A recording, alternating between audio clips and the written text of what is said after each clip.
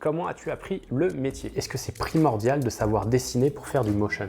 Quel conseil pour un motion designer en poste qui veut se lancer en freelance? Salut les motion, c'est Jérémy Facio. Aujourd'hui, on se retrouve pour une vidéo un petit peu spéciale. C'est une nouvelle FAQ pour célébrer le passage d'une petite étape. C'est les 2000 premiers abonnés de la chaîne. Donc, on a passé cette petite barre. Alors oui, 2000 abonnés, ça paraît peu, mais pour une chaîne qui ne parle que de motion design et en français, c'est pas mal du tout. On est déjà autant à être passionné par le fait d'animer des formes graphiques, d'animer des personnages et de passer des heures et des heures sur un logiciel derrière notre ordinateur. C'est pas mal du tout.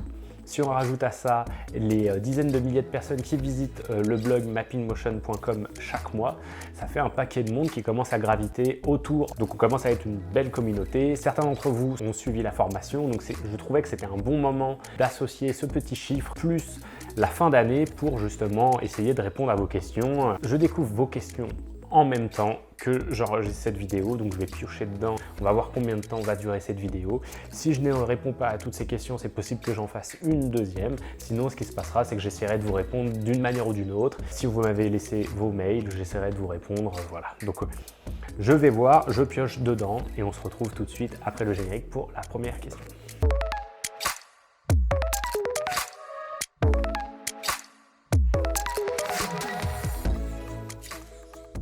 Alors, là, la première question que je vois, c'est « Salut Jérémy, j'aime beaucoup ton travail. Comment fais-tu pour être aussi efficace ?» Alors là, je ne sais pas ce que tu entends par être efficace. En l'occurrence, tu ne me dis pas aussi en quoi je suis efficace. Alors j'imagine que c'est pour le contenu YouTube. Et donc dans ce cas-là, mes tutoriels, en même temps, mes tutoriels, je suis efficace. Après, il y a la magie du montage. C'est-à-dire que je vais déjà réfléchir à l'animation que je veux faire, la réaliser, puis après, je vais la refaire une deuxième fois, où là, je vous montre comment je l'ai faite. Donc forcément, on va dire que c'est plus frais dans ma tête. J'aime bien séparer la phase de création et la phase de tutoriel, parce que sinon, je vous ferai des tutoriels où ce serait beaucoup trop long, ça serait indigeste. Mon but, c'est quand même de vous amener un maximum de valeur en peu de temps. Efficace, oui, mais en fait, je pense que l'efficacité, ça se fait en se préparant bien. Voilà, si je peux te répondre avec ça. Si l'efficacité, c'est comment je fais pour à la fois être, faire des projets clients et à la fois du YouTube et tout, ça, c'est l'organisation. Je pense que c'est commun à tout plein de trucs. Si tu veux être efficace et performant, il faut quand même t'organiser. Peut-être il y a des moments de la journée où tu vas être plus à même de réussir à faire le plus de travail. Genre le matin, moi ça me va bien de pas mal travailler et de faire les choses les plus importantes. Écoute, voilà, j'espère avoir répondu à ta question. Autre question, dans ton article 7 conseils pour bien débuter, tu parles de faire de la veille en animation. Peux-tu développer le sujet et comment faire concrètement? Merci. Alors oui, dans justement cet article, voilà, je conseille de faire de la veille en animation. Pour moi, ça va être par exemple de regarder des choses qui se font vraiment spécifiquement en motion design, de suivre des chaînes comme la mienne, de suivre des blogs spécialisés en motion design, des chaînes, il y a une chaîne Vimeo qui s'appelle Wine After Coffee. Je vous la mettrai en description, c'est vraiment très bon. Je crois que la chaîne elle a été créée donc, par J.R. Canest, qui est un motion designer qui est très bon. Il a créé un studio là-bas à Vancouver. Il fait partie aussi des personnes qui ont lancé plus ou moins le Blend Fest. Voilà, donc c'est un gros nom là-dessus. Et lui, il gère un petit peu cette chaîne. Donc il y a toujours une sélection très pointue. Tu peux suivre aussi le blog Motion Café. Dedans, il y a une sélection qui est faite par Freemox, un des membres de Motion Café, et qui va faire justement quelque chose, un billet par semaine qui s'appelle la pause café. Donc je recommande aussi, très intéressant, tu vas voir beaucoup de bonnes choses. Après, c'est suivre des artistes sur Instagram qui peuvent te plaire, il y a les hashtags qui te permettent de suivre. Il y a quand même des tendances à suivre, donc ça c'est vraiment plus spécifiquement quand je parle de faire de la veille en animation. Après, regarde des cartoons sur Netflix. J'ai écrit un petit truc dessus, les séries que j'aimais regarder en animation sur Netflix. Donc c'est quelque chose que tu peux faire, c'est intéressant aussi. Donc voilà, il y a plusieurs manières de faire, mais déjà avec ce que je t'ai donné, tu pourrais te tenir au courant un petit peu de ce qui se fait. Autre question, comment as-tu appris le métier? Alors justement, je pense en avoir parlé un petit peu dans la description de ma formation. Je vais mettre le lien en description. J'explique un petit peu mon parcours. Moi à la base, je suis un designer graphique. Donc je me suis formé au design graphique en suivant une prépa, un BTS en 2 ans, puis un bachelor. Donc j'ai des diplômes en design graphique. J'ai étudié à la Fonderie de l'Image de Bagnolet à Paris. Avant ça, j'avais fait de la faculté, j'avais été à la Sorbonne où j'avais appris l'archéologie et l'histoire de l'art. Tout ça, ça m'a un petit peu nourri. Et le motion design, je suis arrivé dessus en tant qu'autodidacte parce qu'en fait, j'ai arrêté mes études. À un moment donné, j'en avais marre de faire des études. Je faisais toutes mes études en alternance, donc ça faisait déjà 3 ans que je travaillais et puis j'étais un petit peu déjà blasé juste du métier de graphiste. Je sentais que j'avais besoin d'autre chose et donc j'en ai profité pour voyager. Et en fait, avant cette période-là, on parlait pas vraiment de motion design, il n'y avait pas vraiment de formation dans l'école dans laquelle j'étais. Il y avait une formation en 3D par exemple, je voyais pas trop le rapport avec le fait de faire du motion design. Le terme même, à vrai dire, je ne le connaissais pas. Ça remonte maintenant à pas mal d'années. Et en fait, ce qui s'est passé, c'est après avoir voyagé, j'ai vécu dans différents pays. J'ai été en Australie, j'ai été aux Açores. Et quand je suis revenu, après avoir travaillé 7 mois dans une agence donc aux Açores, qui est un archipel portugais, je travaillais là-bas et en fait, j'ai découvert le motion design là-bas. Donc en fait, je me suis retrouvé le lundi en train d'ouvrir After Effects pour la première fois et j'avais un projet, c'est que je devais faire du VJing pour un grand festival face à plusieurs milliers de personnes. Il fallait que je crée du contenu, des assets pour un groupe justement qui jouait le samedi soir sur la scène principale. Donc je me suis retrouvé vraiment à bidouiller. Je me rappelle avoir pris un petit Canon, avoir filmé des séquences dans la rue, avoir justement fait de la rotoscopie, changé les couleurs, mélangé avec un peu de... J'avais animé leur logo, j'avais animé des petites choses. J'avais essayé de trouver en fait pas mal de mélanger plein d'assets, de faire déjà des boucles et de les envoyer donc dans un logiciel de projection vidéo. C'était des écrans, là pour le coup, c'était pas de la projection, mais c'était vraiment du VJing. Et je passais ça à un mec qui était spécialiste et qui mixait en fait mes animations. Et ça m'a beaucoup plu. Et à partir de là, j'ai vraiment eu le goût de continuer de faire des visuels animés en fait, de faire de l'animation et spécialement pour le monde du spectacle. C'est comme ça que j'ai commencé à apprendre le métier. Par la suite, j'ai suivi une formation donc, de réalisateur 3D sur 3ds Max et After Effects. Donc c'était pas mal. Finalement, j'ai vraiment pris goût plus à After Effects qu'à 3ds Max. Et à partir de là, en fait, après, j'ai appris par moi-même énormément. J'ai fini par être embauché dans une compagnie où là, j'étais un apprenti motion designer et je travaillais avec un motion designer qui s'appelle Antou, qui était vraiment très balèze, qui lui était un motion 3D, qui avait travaillé sur Arthur et les Minimoys et il m'a appris pas mal de choses. Et à partir de là, en fait, j'ai continué en freelance. Puis après, je suis venu au Canada et là, j'ai vraiment travaillé dans la projection vidéo. Je suis vraiment venu au Canada exprès pour travailler dans le monde du spectacle et dans la projection vidéo. C'était vraiment ce que je voulais. Je voulais faire du mapping vidéo. Donc, j'ai appris sur le terrain, pour être franc avec toi. C'est vraiment ça l'idée. J'ai un appel. Allô Sarah? Oui, ça va, et excuse-moi, je suis en train de tourner une vidéo. T'es libre quand? Je te rappelle dans une demi-heure? Genre, à toutes. Ok, bon. Alors, j'ai une question. Bonjour Jérémy. Est-ce que tu comptes faire un article spécial sur le design graphique, les règles de base, comment s'y former, les fondamentaux, etc. Merci d'avance. Alors oui, j'ai déjà plusieurs articles en fait sur la question. J'ai pas fait de vidéo sur la chaîne, mais sur le blog de Mapping Motion, vous pouvez trouver, comme ça j'ai plusieurs articles sur justement la typographie, comment choisir ses typographies, des livres pour apprendre le graphisme, voilà, il y a pas mal de contenu, donc je vais vous les mettre en description. Maintenant, c'est possible que j'approfondisse aussi à l'avenir avec des formats de vidéo un petit peu différents. Pourquoi pas? En tout cas, c'est quelque chose d'intéressant. Effectivement, je pense que ça a sa place sur la chaîne. Donc, regarde les articles déjà en question. Et oui, probablement qu'il y aura d'autres contenus prochainement. J'ai Pascal qui m'écrit, qui me dit « Bonjour Jérémy, j'ai vu que sur ton site, tu as proposé une formation plus que complète sur After Effects, avec un nombre d'inscrits limité. Je me suis réveillé un peu tard et tu souhaiterais suivre la formation. Tu dis « J'avoue que tu as une pédagogie sur ce logiciel qui est très efficace. Bravo. » Donc, merci Pascal. J'en arrive à ma question, c'est simplement que les différents modules de ta formation vont être proposés individuellement, moyennement un tarif. Ah oui, ok. Est-ce que je vais proposer des formations plus petites en fait et individuelles? C'est une bonne idée. Effectivement, j'y ai pensé. Après, je pense que ça sera quelque chose un peu décalé. Là, pourquoi j'ai fait le choix de faire des sessions d'élèves? C'est parce que je veux pouvoir les accompagner pendant 3 mois. Voilà, pendant 12 semaines, toutes les semaines, ils reçoivent des exercices, des défis, des cours. Je peux vraiment les suivre pendant cette période-là. et ça leur permet de vraiment prendre un niveau et d'atteindre un gap. Si je commence à vendre les modules séparément, effectivement, je vais peut-être vendre plus, ça serait intéressant pour moi. De l'autre côté, je ne pourrais pas avoir le suivi en fait. Surtout si c'est décalé, parce que les personnes vont venir piocher peut-être un module plus avancé et j'ai pas ce squelette de pédagogie. C'est ça le problème, c'est qu'il faut que je vois quel module pourrait plus être adapté à ce niveau-là. Après, je pense faire quelque chose d'un peu différent, c'est construire quelque chose qui se tiendrait tout seul pour justement pouvoir donner un maximum en peu de temps sans avoir nécessairement de suivi. Donc ça sera certainement une autre petite formation. Mais merci pour ta question parce qu'effectivement, tu n'es pas le seul à me poser cette question, donc c'est super. Et effectivement, il y aura du nouveau en début d'année, donc reste connecté, tu vas avoir plus d'informations sur un contenu de ce type. Voilà, merci à toi Pascal. Donc j'ai une autre question qui concerne vraiment le fait de se lancer donc en freelance, c'est quel conseil pour un motion designer en poste qui veut se lancer en freelance? Donc toi tu es déjà motion designer et tu souhaites devenir freelance. Donc il y a quelque chose d'intéressant là-dedans, c'est que déjà tu connais une partie du métier, tu as de l'expérience.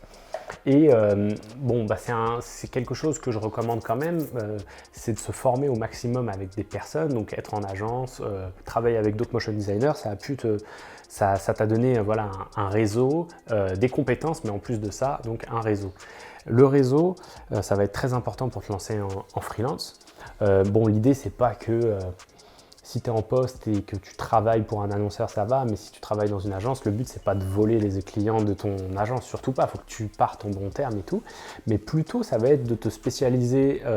En fait, le meilleur conseil que je peux te donner, ce que je remarque, c'est que en entreprise, en agence ou chez l'annonceur, un motion designer, la plupart du temps, il va être généraliste, il va savoir faire un peu de tout. C'est vraiment les profils qui sont recherchés en interne. Par contre, pour justement être en freelance et être un freelance qu'on va appeler souvent, il va falloir se spécialiser. Tu vas te spécialiser, que ça soit 2D ou 3D, tu vas te spécialiser peut-être plus sur l'animation de personnages, te spécialiser justement plus un côté identité visuelle, animation d'identité visuelle, faire du générique, faire des intros pour du sport et tout. Il faut que tu trouves à la fois un secteur et à la fois une compétence dans laquelle tu peux te spécialiser. Donc si tu es dans la 3D, ça va pouvoir être par exemple spécialisé en particules sur Houdini. Tu vois, là-dessus, au moins on saura pourquoi on va venir te voir et tu auras un démo reel exprès là-dedans. Toi, tu es certainement généraliste. Donc attention, au début, on peut se dire « ouais, génial, je sais faire un peu de tout », mais même parmi les compétences, choisis ce que tu préfères. Ce dont faut que tu trouves quelque chose en fait entre ce que tu aimes faire, ce que tu es bon et pour lequel tu as des compétences et tu vas mélanger. Donc il faut qu'il y ait aussi une demande. Parce que si tu es spécialisé dans des animations, enfin spécialisé dans une compétence qui est une toute petite niche et où il y a vraiment très peu de demandes, ça vaut pas le coup. Le but c'est quand même que tu puisses en vivre. Donc il faut trouver un bon compromis entre ce que tu aimes faire, tes compétences et puis la demande. Donc voilà, c'est le premier conseil que je pourrais, le plus important que je pourrais te donner. Deuxièmement, j'en rajoute un quand même au niveau conseil. Je te dirais de te préparer à te former un petit peu sur le fait d'être un chef d'entreprise, parce que même si tu es freelance, tu es finalement un chef d'entreprise, donc un bon comptable, c'est important. Voilà. J'ai une question sur comment fais-tu pour trouver de l'inspiration. Alors là, c'est très vague, hein, parce que tu me dis pas dans quel contexte, j'imagine de l'inspiration en animation ou de l'inspiration en design graphique, c'est pas tout à fait pareil, mais on va dire, moi je trouve de l'inspiration un peu dans tout. J'en parlais déjà dans la précédente FAQ, peut-être pas de cette manière-là, mais pour moi, l'inspiration, elle vient de juste en mobilisant en fait ma culture personnelle, qui m'est propre, mais vous allez pouvoir vous retrouver dedans, hein, dans le sens où moi je suis inspiré par la bande dessinée beaucoup, les mangas, comics, tout ce qui va être vraiment, on va dire, art graphique, design graphique, les dessins animés, voilà. Après, un peu de roman, j'aime bien la science-fiction, tu vois, c'est des choses qui ont tendance, les jeux vidéo aussi, bien sûr, parce que c'est graphique, ça a tendance à m'inspirer. Dernièrement, qu'est-ce que je peux te dire? Ce qui m'inspire là, c'est certaines séries, tu vois. Je suis en train de finir la saison 2 de The Boys, que j'aime beaucoup. C'est issu d'un comics, donc je suis en train de regarder pour les prendre aussi, les comics. Donc forcément, on va dire que ça va m'inspirer. Tu vois des dessins, après tu imagines comment les animer, ça t'apprend des cadrages. Il y a plein de trucs, quoi. Mandalorian, ça m'inspire pas mal. Mais enfin, On va dire que ça me plaît et puis plus tard ça va m'inspirer. C'est peut-être un peu vague comme réponse, mais si c'est pour l'animation, si c'est précisément pour savoir comment un peu animer des mouvements, bah c'est sûr que ça va être beaucoup les cartoons. Voilà, je trouve que ça m'aide beaucoup à comprendre un mouvement, à donner de l'intention à un personnage. J'essaye d'aller plus en profondeur sur l'animation de personnages, donc essayer de donner vie à des personnages. Et là-dessus, bah, les cartoons, c'est parfait. Et puis sinon, comme je disais un peu plus tôt, ça va être au niveau de chaînes comme Wine After Coffee. Il y a aussi Mographer, le site web Mographer, qui est très inspirant. Donc c'est encore une référence que je recommande à ce niveau-là. Il y a vraiment du beau contenu. Il y a aussi le blog Katsuka, qui est très très bon. Il y a la page Facebook de Katsuka, où là, moi, ça me permet de voir des choses, mais c'est purement animation, hein. Mais ça m'inspire aussi, donc voilà, j'essaye de piocher un petit peu par-ci par-là, quoi. Alors, j'ai Dieu le veut de Brazzaville, donc au Congo, qui me dit « Ma question est celle-ci, est-il possible que vous puissiez faire un document pour les expressions de base de After Effects, comme vous l'avez fait pour les effets ?» Alors, j'ai déjà un article en fait sur une initiation aux expressions sur After Effects, donc je vais te le mettre en description, ça peut déjà t'aider. Après par la suite, oui, je vais pouvoir faire certainement une vidéo un peu là-dessus, et surtout je pense que je vais décortiquer un petit peu plus expression par expression, histoire de vous donner quand même pas mal d'exemples de comment utiliser telle ou telle expression. Également, si tu regardes, je parle déjà de l'expression loop out pas mal de fois pour pouvoir justement créer des loops, donc je pense que j'ai un article maintenant spécialement dessus, si je ne me trompe pas. Donc je vais te mettre tout ça en description. Mais effectivement, c'est une bonne idée. Je vais pouvoir vous faire peut-être une liste plus conséquente, une vidéo plus conséquente sur les expressions prochainement. Donc j'en prends bonne note pour une future vidéo. Donc voilà, j'ai une autre question, c'est as-tu créé des banques d'effets qui te permettent d'aller plus vite dans la réalisation de tes vidéos? Alors effectivement, je pense que je ne suis pas le seul, mais comme beaucoup, j'ai une banque Motion, on va dire, où dedans, je vais avoir à la fois des scripts, des plugins, je vais avoir des assets, des textures que j'ai réalisées au préalable sur Photoshop, voilà, je vais exporter simplement des textures par projet et puis je vais pouvoir les réutiliser plus facilement. J'avais au tout début un peu des assets que je m'étais créés justement d'animation de petites formes, des formes géométriques très simples, juste pour accentuer un petit peu quand j'animais des logos ou des trucs comme ça. Donc oui, j'ai des petites choses comme ça. Finalement, est-ce que je les utilise beaucoup? Oui et non, ça dépend quoi. Il y a des choses comme ça qui sont en train de littéralement pourrir à l'intérieur de ce fichier, qui étaient valables pour des versions des assets qui étaient sur des vieilles versions d'After Effects, donc clairement je ne sais même pas si je pourrais les réutiliser. On va dire que ce qui peut être vraiment pratique pour moi à l'heure actuelle, c'est vraiment d'avoir des assets en transparence. Donc je vais faire des petites animations et je vais les exporter de manière à pouvoir les utiliser aussi sur des logiciels de VJing. J'ai commencé à me faire une banque comme ça, vraiment VJing. Et à côté de ça, moi c'est mes textures. Perso, c'est très pratique, je me fais des textures sur Photoshop, j'en fais des séquences et j'exporte ces séquences, comme ça j'ai plus qu'à les réimporter, à mettre un petit time remapping dessus, un petit remappage temporel et puis ça peut durer le temps que je veux. Donc ouais, je me fais une banque de textures si tu veux. C'est vraiment le truc que je recommande. Et puis bien sûr, les scripts et plugins. J'en parle justement, j'ai une vidéo spécialement sur mes 8 scripts et plugins gratuits préférés. Donc je te recommande d'aller la voir. J'en ai pas 15 000, hein, j'en ai vraiment pas beaucoup. Mais ceux-là, je les trouve vraiment pertinents, quoi. Et puis quelques payants dont je vous ferai une prochaine vidéo. Dont Overlord, mais j'en parle déjà dans une vidéo, mais je vous ferai une vidéo sur mes plugins plus payants. J'en ai quelques-uns nouveaux que j'apprécie aussi, donc je vous en parlerai. Ah, alors là j'ai une question qui est importante qui me dit est-ce que c'est primordial de savoir dessiner pour faire du motion? C'est une super question, merci, j'ai pas ton nom, mais merci à toi de l'avoir posée. Alors là, j'ai envie de te dire, on aurait tendance à dire non, et là je vois déjà Mathieu Colombel et derrière lui Solbass qui dirait que tu peux pas être un designer graphique si tu ne sais pas dessiner. Et ils ont raison. Ils ont vraiment raison, et plus j'avance dans ma carrière de designer graphique et là de motion designer, plus je me dis c'est quand même super important de savoir dessiner.